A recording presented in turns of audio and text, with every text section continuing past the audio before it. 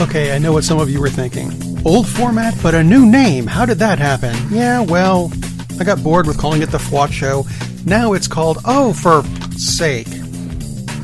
Oh dear, was there a blank space in that? Yes, I know. I'm going to try to continue to keep it family friendly despite the name. Yes, it is just some sort of, attention grab? Sure, why not? I'm still Rob Steele, and this is still going to have the same quest for common sense routine, I suppose, as the previous incarnations of this show, of which there have been two. If you go back through the entries, you'll find, hey, there's more stuff under a different name. Give them a listen if you want to. If not, come back for new stuff. There's subscribe buttons. Subscribe to the show. And if you have no idea what I'm talking about, I suppose I'll start simply and explain what the podcast and the blog of the same name are going to talk about. Because I assume you looked at the title and thought, this should be good. It sounds like there will be humor involved and maybe some political satire or something. And you'd be right. There will be some good, humor and political satire and stuff. But the main point I want to get through this series is that there's something lacking. Mainly at the moment, I'm thinking of in the United States, but a lot of the world is missing this too, and it's something we need to get back. And that would be common sense. I mean, not exactly Thomas Paine's version, but a more modern take on the subject. For example, there are things we look at every day that should make sense. It would seem like they should make sense. And we take for granted that people in charge have sense enough to have their products, services, whatever, make sense. But they don't. Let's give an example here. How about Capital One credit cards? Yeah, first of all, not a fan. But that's just for personal reasons, and yes, I'll go ahead and explain. Several years ago, I received an offer from Capital One for a no annual fee credit card, and I said, sure, why not? A couple of weeks later, I got some hard copy mail from them thinking, hey, my card showed up. Yeah, that wasn't it. What I got was a bill saying that I owed Capital One money for two things. One, my annual fee, which according to the ad shouldn't have existed. You remember that bit? I said it not that long ago. And two, a late fee for not having paid it yet.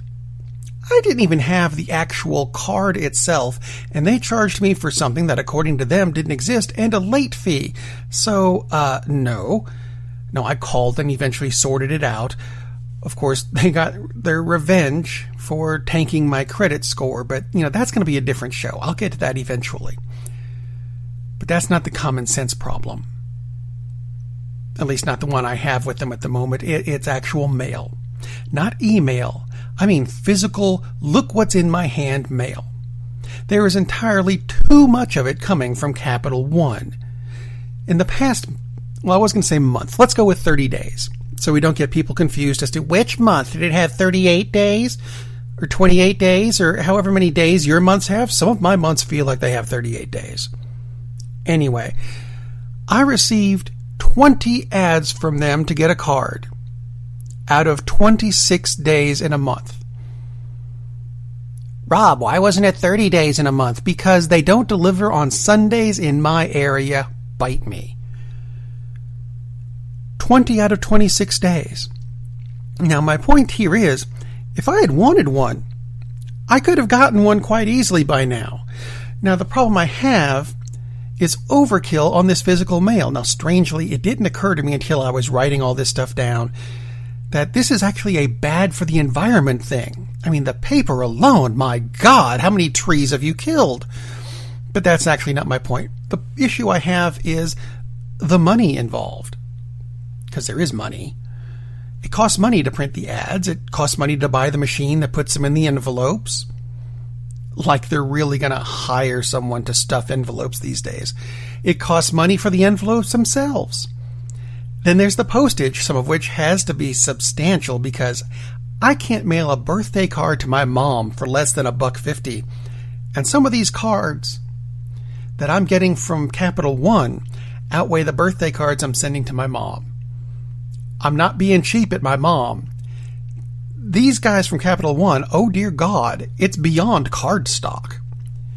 Anyway, this is my common sense problem with them. Think of all the money they're wasting on sending me physical spam that I'm just tossing, throwing it away. Now let's say they do that to just half of the people in the United States. That's a lot of money and trees spent on nothing. Now, how's this? Here's a solution that'll help everybody. Let's lower the sending to, once a week. Fine, once a week if you absolutely insist on sending me this trash. Oh, goody, thank you for, handing me the stuff that you were going to throw away. Yeah, I guess I'll do it for you. Sending me this trash once a week. But instead of doing all the other days of the week, take that money that you're not spending there and lower your interest rates. Remove the annual fees. That way, not only would you get more customers, but you'd be more likely to keep the customers you already have. It would also help the economy. This is not rocket science. This is common sense. And that is what I'm here to help put back on this planet. If you enjoy the idea and are looking forward to more episodes, which I'd think you would be if you had common sense, click a subscribe button. I'm sure it's there somewhere. I'm sure there's going to be a YouTube version of it. No, I haven't made it yet. I can't make the two at the same time. It doesn't work that way. And don't panic. I will cover some of these governmental issues soon, because, dear God, do we have enough of those? Yeah, I think we do. See you next time.